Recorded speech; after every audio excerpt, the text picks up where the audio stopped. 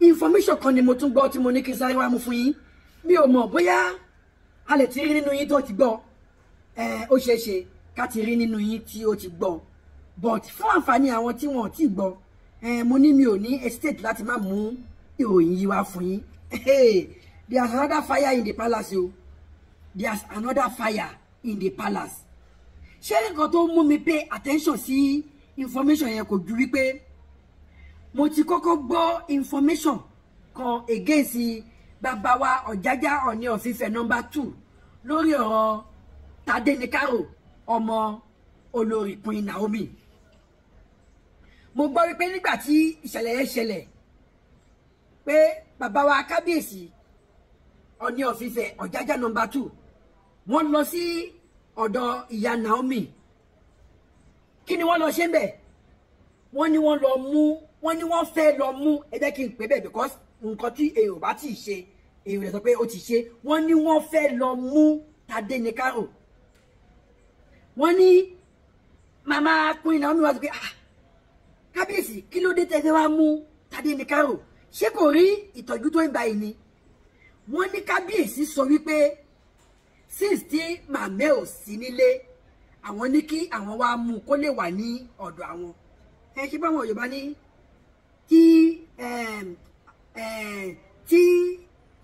báwọn ìfẹ́ pa òwe yẹn tí ìyá kò bá sílé ṣe bí ìyá kù lé, ẹ jẹ́ kí n lò bẹ̀ yẹn. Tí Naomi tó jẹ́ ìyá gangan tí ò bá sílé, òun kọ́ tó jẹ́ ìyá Naomi, ṣé òun ò lè tọ́jú ẹ̀ ni? À ń fẹ́ kọ́ tẹ́lẹ̀. Tadenikawo ó mọ ojú ìyá Naomi ju Naomi fún ara ẹ̀ lọ. Ṣé mọ̀ pé àwọn ọmọ tí àwọn ìyá tó bá láìkí ọmọ kékeré tí ọmọ wọn bá kọ́ bímọ, wọ́n máa ń fẹ́ kí ọmọ wọn yẹn kó fẹ́ ara rò wọ́n. Ẹ̀dẹ̀ mọ iṣẹ́ tí Naomi gbà, kò ṣiṣẹ́ tó lè máa gbé ọmọ lọ sí occasion different occasion. Obvious ìyá ẹ̀ náà ló máa fi ọmọ yẹn lẹ̀ fún nílé. So ó jẹ́ kí mo believe ìyá yẹn pé ọmọ yẹn mọ ojú ìyá yẹn ju olórí Naomi gangan fún ara ẹ̀ lọ. So kí wá ní ìdí tí kábíyèsí wá fẹ́ fi wá gba ọmọ yẹn? Wọ́n ní kábíyèsí tó wá pe èdè kan pé a ò tí ì mọ̀gbà tí ìyá ẹ̀ máa dé. Ṣé nígbà tí mo gbọ́ ọ̀rọ̀ yẹn tọ́ọ̀ṣì mi bọ̀ tí mo rò pé má jẹ́ kí n sọ̀rọ̀ lórí ẹ̀. Ó lè jẹ́ òtítọ́ ni information yẹn, ó dẹ̀ lè má jẹ́ òtítọ́, but ọ̀rọ̀ yẹn tọ́ọ̀ṣì mi ní ọjọ́ yẹn. Gbogbo ọ̀rọ̀ tí mo sọ yìí sí á ti máa lọ bí 5 to 6 days. Mi ò kàn dédé sọ̀rọ̀ lórí ẹ̀ ni. Ṣé wàá rí information tí mo tún wá gbọ́ ní èní pé Tadenikawo miss ní school? Ó wá mú mi kí n pay attention sí information yẹn pé kó má jẹ́ wípé èyí tí mo gbọ́ ní ọjọ́ yẹn, kó má jẹ́ wípé Ọ̀jájá bẹ́ẹ̀ mi ṣe rò ó ní o. Mi ò sọ pé Ọ̀jájá ṣe bẹ́ẹ̀ o. Bí mo ṣe rò ó tó mú mi pay attention sí information yẹn ni wípé èyí tí mo ti gbọ́ sẹ́yìn pé wọ́n fẹ́ lọ gba Tadenikawo lọ́wọ́ ìyá ẹ̀ torí pé Naomi ò sí nílé.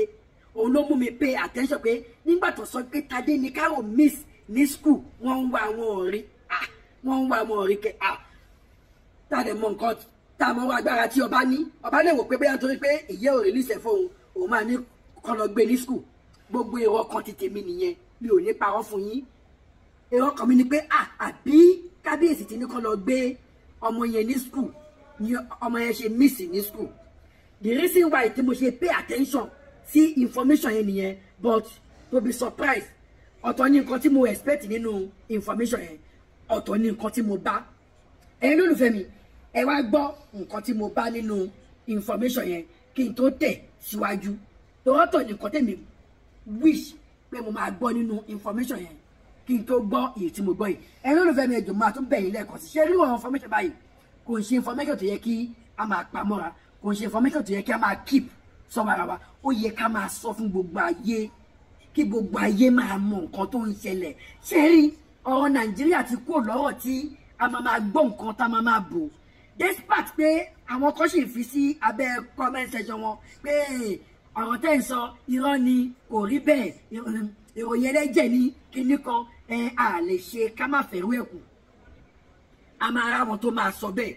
Ó possible kó jẹ́ pé àwọn tí wọ́n nífẹ̀ẹ́ opponent tá à ń sọ̀rọ̀ against, ó di dandan kí àwọn náà sọ̀rọ̀, àwọn náà máa wá nǹkan tí ó máa justify nǹkan tá à ń ṣe. So èmi ò tiẹ̀ rí gbogbo yẹn rònà pé ẹ ti ẹ̀ lè wo program mi ẹ lè sọ pé irọ́ ni mò ń pa òótọ́ ni mò ń sọ mo dúpẹ́ lọ́wọ́ yín àwọn àgbà bọ̀ wọ́n ní ká dúpẹ́ lọ́wọ́ ẹni tó rí ni tó mọ́jú orí mi sì ó dẹ̀ mọ́ mi lójú báyìí ká dúpẹ́ lọ́wọ́ ẹ̀ millions of èèyàn ní kò tiẹ̀ wo bí téèyàn wà so gbogbo ẹ̀yin tẹ́ ẹ wo fídíò mi tẹ́ ẹ comment mo dúpẹ́ lọ́wọ́ yín àtẹ̀yin tẹ́ ẹ comment dáadáa àtẹ̀yin tẹ́ ẹ tún comment náà nídàkejì náà ìfẹ́ náà ni gbogbo yín ní tẹ́ ẹ fi comment òdodo ọ̀rọ̀ náà ni gbogbo wa ń wá ijó tá a ti ń sọ pé nà láì nà túù dé ń jáde lójú wa báyìí adẹ̀ ń fojú ara wa rí tó bá jẹ́ pé àti ń gbàgbọ́ pé nà túù ni ó ṣeé ṣe ká má bára wa ní stage tá bára wa ní ilẹ̀ Nàìjíríà báyìí but na true àbí na lie dem dey say na lie dem dey talk na lie ẹ wo bí tá a bára wa ẹ jẹ́ ká jáwọ́ kó nu pé na lie ẹ jẹ́ ká jáwọ́ kó nu na lie òun náà ló tì wá débi tá a dé yìí so gẹ́gẹ́ bí mo yẹ sọ lọ ẹ̀rọ ìfàmìjọ ẹ bá mi share fídíò yìí kí gbogbo ayé kan lè gbọ́ kí gbogbo ayé lè mọ̀ kí gbogbo wa lè máa gbáradì àmẹ́ni tó lè kàn lọ́la ẹ jọ̀ọ́ ẹ bá mi share fídíò yìí kẹ́ẹ̀dẹ̀ bá mi subscribe sẹ́lẹ̀ ilé Global TV ṣé ẹ̀rẹ́ yìí tẹ́ subscribe kúdò yín lẹ́ẹ̀kan sí ṣé ẹ̀rọ wọ́n tẹ́ fi subscribe yẹn a ní mò ń gbà ládùúrà sẹ́ ẹ̀ ní fi gbọ́mọ sí Ọlọ́run gbọ́ ẹ̀ ní fi gbọ́mọ sí ẹ̀ ní fi sin òkú ọmọ ọwọ́ tẹ́ fi ń tẹ subscribe yẹn owó lẹ́ máa fi gbà ohun rere lẹ́ máa fi ṣe ẹ máa fọwọ́ yín mú aṣọ báyìí tẹ́ máa wọ̀ sí ọrùn ara yín ni aṣọ tó dáa aṣọ gidi gèlè gidi fìlà gidi bàtà gidi gbogbo nǹkan gidi tó ń fi ọwọ́ ṣe ní ilé ayé yìí òun lè máa fọwọ́ yín ṣe Ọlọ́run ò ní gbà ọwọ́ náà lọ́wọ́ yín lágbára Èdùmàrè ọwọ́ tẹ́ fi ń tẹ subscribe yẹn Ọlọ́run ò ní gbà lọ́wọ́ yín lágbára Èdùmàrè ẹ̀yin tẹ́ ti subscribe ẹ̀yin náà subscribe ọ̀fẹ́ ni substitution kájọ máa jẹ̀gbádùn ètò yìí náà ẹ̀yin náà subscribe kí gbogbo àjọ máa jẹ̀gbádùn ẹ wá gbọ́ short message tí mo gbọ́ nínú information yẹn kó má dàbẹ̀ ní pé bóyá èmi ni mo fẹ́ fi ẹnu sọ kí n tó sọ̀rọ̀ lé lórí tòótọ́ ni èrò ọkàn mi kí n tó bá ìyẹn pàdé ó yá ẹ gbọ́.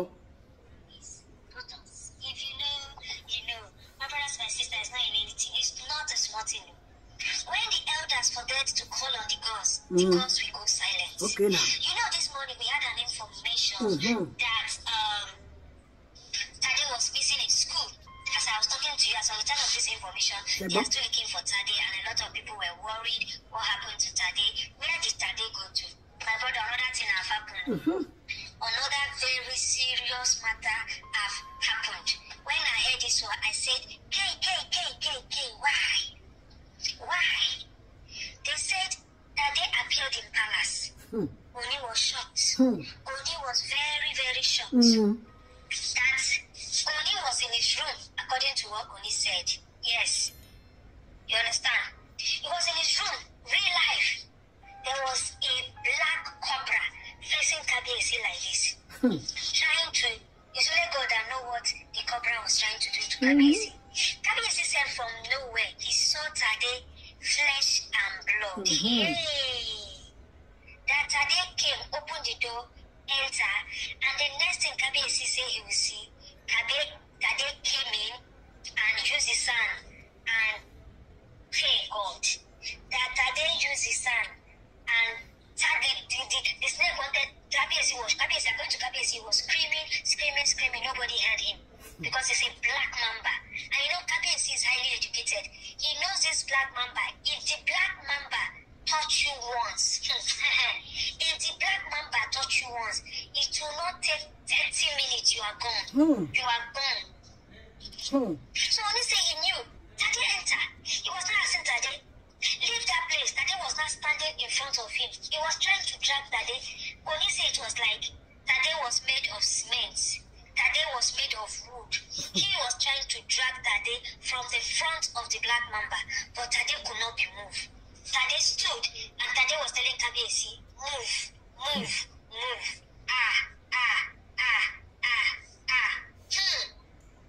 My brother, things are happening, things are happening. When I heard this particular one, I say, is that how God used to do his own?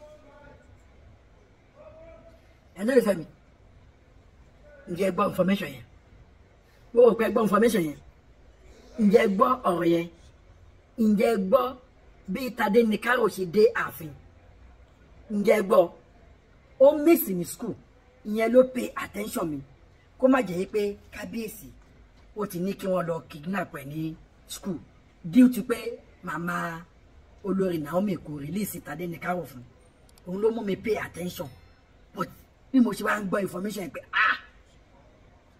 ejò kákábíyèsí máa fi ejò tó ń pè ní black mamba yẹn àgbájú náà ń pè bẹ́ẹ̀ o àgbájú ẹ̀yin tẹ́ bá jọmọ Yorùbá dáadáa ẹ máa ti mọ ejò tó ń sọ yẹn àgbájú according to wọn lóhun ló ní oró jù pé tó bá fi lè sọ ẹ báyìí wẹ́ tó ń bá tètè káràmbà sí kí mọ ọ̀run lẹ̀rọ kí ló méjò dáàfin ta lẹni tó di ejò wá sáàfin ta lẹni tó fẹ́ wá àtàkì kábíyèsí à ń sọ fún yín gbogbo àwọn tẹ́ ẹ kó sáàfin yìí ọlọ́run ló mọ owó ẹ̀yà tí wọ́n jẹ́ ọlọ́run ló mọrú nǹkan tó ń gbénu wọn ṣé ẹ wá rí wípé Tadenikawo tẹ́ ẹ bí lọ́mọ ẹ má rò pé bóyá ordinary ọmọ ni o kò ń ṣe ordinary ọmọ rárá tọ́ ẹ mú dẹ̀ mọ̀ wípé àwọn alálẹ̀ àwọn ni wọ́n gbé àwọ̀ Tadenikawo wọ̀ àwọn alálẹ̀ ààfin àwọn alálẹ̀ Ọ̀yọ́ state àwọn aláyé kábíyèsí ṣé ẹ rí nǹkan tó ṣẹlẹ̀ yẹn bàbá message big message òun ló pàṣẹ ẹ̀yin olólùfẹ́ mi ẹ tún gbọ́ díẹ̀ síwájú sí. His own thing. Is that how God used to do his own thing? So my brothers and sisters, as it is like this, they said from nowhere, from nowhere, Tade, as the snake was about to come, and they said, Tade grabbed his right hand on the nail and the tail of the snake, used his right hand on the neck of the snake. Oh my God. When I heard this, I said, K, God, why? Why? What did this lady ever do to them? What did Naomi ever do to these people? That they've made up their mind that in this life they will bring down Naomi. But one thing they did not know is that it's not Naomi they are bringing down. They want to try the God of Naomi. And when you want to try the God of Naomi, you recollect. That's one thing we know for sure. If you are trying to try the God of Naomi, nothing will make you not collect. You must collect left, right, and center. Left, right, and center. Tade used his son to kill the snake. That Tade was telling his father, not on my watch. Not, the father was like, who brought you here? Can you imagine? How did you come here? Where is your sister? Where is your auntie? Where is your grandma? Tade said they are around. Oni say, when did you come? Tade say, I was just coming. How did you get inside my room? He said the door was open. I said, Tade killed the black mamba on the floor. The black mamba was on the floor. My brothers, my sisters, even me as I heard this thing, my body has been shaking. My body has been shaking. Oni said he stood there, he couldn't talk, he couldn't say anything. Meanwhile, all this while, Oni said he has been screaming. Nobody heard. Immediately that snake died, that he screamed one more time. Hello, Femi.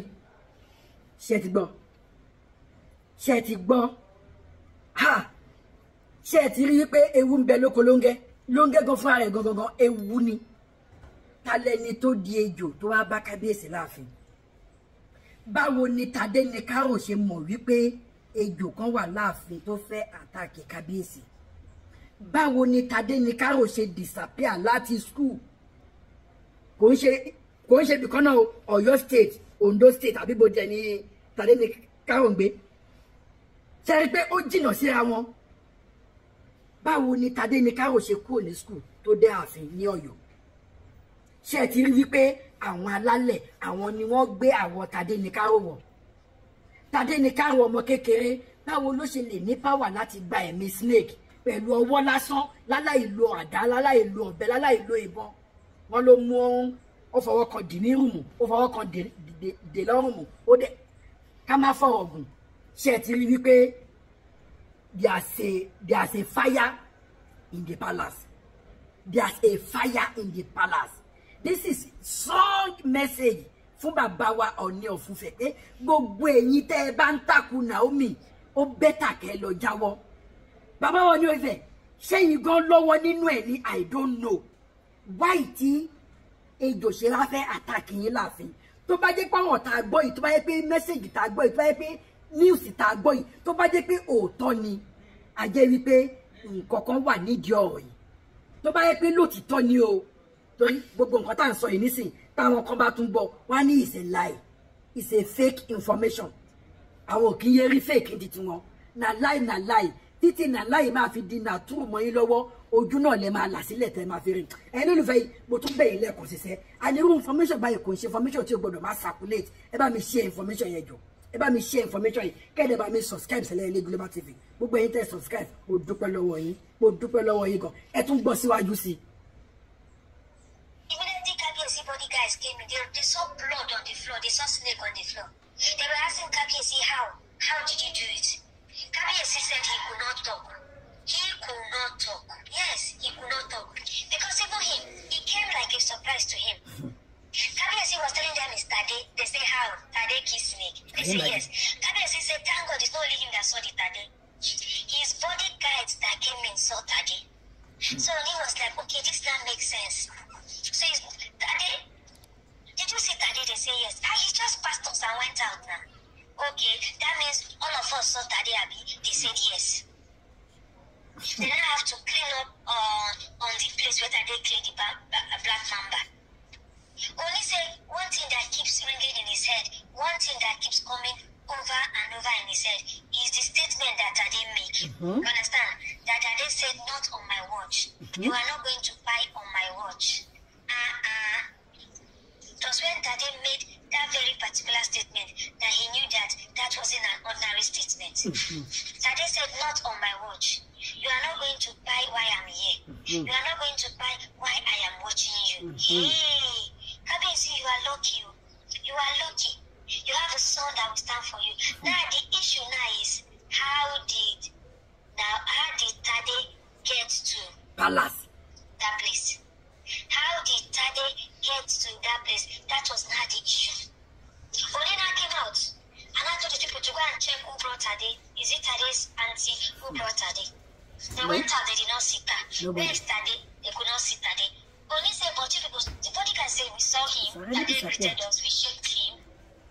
People outside, they did not see Tade, nobody brought Tade. They said, no gates. They asked gate man, did Tade come in? Gate man said no. Did Naomi come in? They said no. Did any of their family, any of their family member came in? They said no. Wow. They did not come in. So how did Tade come? I don't know. At that point there, the next thing, Odina have to call Simi. Simi now opened up and told Oni that Tade has not been in school, that they've been looking for Tade in school. How to say Oni have Akonuchi, Oni have wisdom. Oni now added 1 and 2. Tade was not in Akure. Tade was not in school. And Tade was in Ile-Ife. Can you imagine? Can you imagine? I don't understand. Me too, I don't understand. Kabiyesi was trying to understand what just happened. I don't understand. He told me that, you know, Tade is in Akure. Tade is in Ile-Ife as I'm talking to you. Tade came and killed a black mamba in my room, in my chamber. Simi said it's not true. Tade that is scared of cockroach. He said, yes, look at the blood everywhere in my chamber. Look at it. Tade came and saved me. Tade came and saved me. My brothers, my sister, it's not a small thing. It's not. No one they said it's not a small. ẹ lólùfẹ́ mi ṣe ti gbọ́ èmi kọ́ ni mo kúkú sọ tó bá yẹ pé mi ni mo sọ sí ẹlẹ́ni bí ara ni mo ń pa bá a kú ṣe tún sọ iná a kú sì máa ra àwọn tó máa tún sọ wípé it's a lie na lie na lie na lie. Kábíyèsí ṣe gbọ́ nǹkan tí wọ́n lọ́mọ yín sọ fún yín pé òun ò ní lajú sílẹ̀ kéèyàn kan dẹ̀ gba ẹ̀mí yín lójú òun ta ló fẹ́ gbẹ̀mí yín Kábíyèsí ta ló ń lépa ẹ̀mí yín ta ló fẹ́ mú yín kò lórí ilẹ̀ ṣe mọ̀ pé mo sọ fún yín mo ní àwọn olórí tẹ kó ṣàfihàn ọ̀pọ̀ wọn gan kò ń ṣe àwọn tó yẹ kẹ́ máa bá gbé ààfin kò yẹ kẹ́ máa bá wọn gbé ààfin ejò àkékè òun ló pọ̀ jù nù wọn ṣe ti rí bàbá wa Ọọ̀ni of Ifẹ̀ Ọ̀jájá number 2 ṣe ti rójú ayé kò lè ṣe kó má rí bẹ́ẹ̀ but mo mọ̀ pé Ọlọ́run á gbà wá lọ́wọ́ àwọn tó ń lé wa tí a mọ̀ Ọlọ́run á gbà wá lọ́wọ́ àwọn tó ń lé wa táàrí Ọlọ́run á gbé wa lékè àwọn ọ̀tá afojúfẹ́ ni má fọkàn fẹ́ ni. Olórí Queen Naomi èmi ti mọ Ọlọ́run tó ń sìn kò dìgbà tẹ́nibọ̀dì bá tiẹ̀ sọ fún mi Ọlọ́run tó ń sìn ó dúró tiẹ̀ Ọlọ́run tó ń sìn kò padà lẹ́yìn ẹ̀ Ọlọ́run tó dẹ̀ ń sìn kò dẹ̀ ní fi ẹ́ sílẹ̀ nígbà kankan. Kábíyèsí á bẹ́tà kẹ́ tètè ṣe àtúnṣe. Kábíyèsí á bẹ́tà kẹ́ tètè fi wọ̀rọ̀ kan kẹ́ fi ṣe àdá. Ojú ni alákàn fi ń ṣọ́rí o. Kábíyèsí ikú yín ò dá báyìí o. Ojú ni alákàn fi ń ṣọ́rí o. Ikú yín ò dá báyìí o. Ẹ tètè ṣe the nifty. Ẹ tètè ṣe the nifty. Ẹ tètè ṣe nǹkan tó bá yẹ kẹ́ ẹ ṣe. Ẹ tètè gbé ìgbésẹ̀ tó bá yẹ kẹ́ ẹ gbé before it's too late. Kábíyèsí iná ti wà lórí òrùlé yín báyìí o. Ẹ gbọ́dọ̀ sùn o. Iná ti wà lórí òrùlé yín báyìí. Ẹ gbọ́dọ̀ sùn. Kábíyèsí ewu ti ń bẹ lóko ló ń gẹ́gẹ́ fún ara ẹ̀ gan-an ó léwu lòun náà o. Tẹ́ bá ti ń sùn báyìí kẹ́ ya máa lajú ẹ̀gbẹ́ kan kẹ́ máa di ẹ̀gbẹ́ kan ni. Ẹ má fi gbogbo taratara sùn o. Ikú ogun ní pa kíkọjú o. Ikú odò ló ń pòmù rẹ̀ lódò. Ikú kékeré ikú kó tóbi kò ní pa yín o. Ẹ̀yin lẹ máa rú lọ́yọ̀ gbogbogbogbogbò. Ẹ̀ní fòṣànlẹ̀ báyìí kẹ́ kú o. Gbogbo àwọn tó bá wá ń lépa ẹ̀mí yín wọ́n á máa nìṣó lọ́rùn dè yín ni. Gbogbo àwọn tó bá ń lépa ẹ̀mí Naomi wọ́n á máa nìṣó lọ́rùn dè ni. Gbogbo àwọn tó bá ń lépa ẹ̀mí Tadenikawo wọ́n á máa nìṣó lọ́rùn dè ni. Kábíyèsí Ọ̀jájá number 2 ẹ ò ní kú báyìí. Ẹ ò ní kú báyìí. Ẹ máa fọwọ́ páwó. Ẹ ó sì fi èrìgì jobi. Ṣé rí ìrùkẹ̀rẹ̀ ọwọ́ yín yẹn á jẹjẹjẹjẹjẹjẹjẹ á di abẹ́rẹ́ 100 years lénìí ọdún kan sì ní fún yín. Báwọn bàbá yín ṣe ń lò nìyẹn ẹ̀yin náà máa tún dàgbà jù wọ́n lọ lágbára Èdùmàrè. Àwọn onílẹ̀ Yorùbá wọ́n á dúró tì yín. Àwọn alálẹ̀ Yorùbá wọ́n á dúró tì yín. Gbogbo àwọn tó bá wà nínú òkun tó ń tafà sínú mọ́lẹ̀ àwọn alálẹ̀ Yorùbá á fíṣì wọn out. Àwọn alálẹ̀ Yorùbá á fíṣì wọn out. Ìtẹ̀dọ́lẹ̀ Yorùbá á fíṣì wọn out. Gbogbo àwọn amòòkùnṣèkà tó ń wà nínú òkùnkùn tó ń tafà sínú mọ́lẹ̀ ọ̀run á gbé wọn jáde. Alálẹ̀ Yorùbá táṣìírí wọn á fojú àwọn aṣebi hàn lágbára Èdùmàrè. Ẹ má sùn taratara. Ẹ tètè gbé ìgbésẹ̀ tó bá yẹ kẹ́ ẹ gbé. Gbogbo àwọn tó bá yẹ kẹ́ ẹ dí pẹ̀lú láàfin ẹ tètè dí pẹ̀lú wọn before it's too late. Ẹ̀yin olùfẹ́ mi a ò ní rí jù báyìí lọ lórí ọ̀rọ̀ Tadenikawo tó ṣèfù kábíyèsí láàfin. It's a big story. Ẹ bá mi share fídíò yìí. Gbogbo àwọn ọmọ Nàìjíríà láti gbọ́.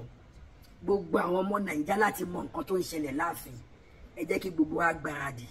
Ewu ń bẹ lóko lóńgẹ́ gan fúnra rẹ̀ ewu. A ò ní tẹ́nítì ká o. Ẹni títí ẹ ti bàjẹ́ kò ní bá tiwa jẹ́ lágbára Èdùmàrè.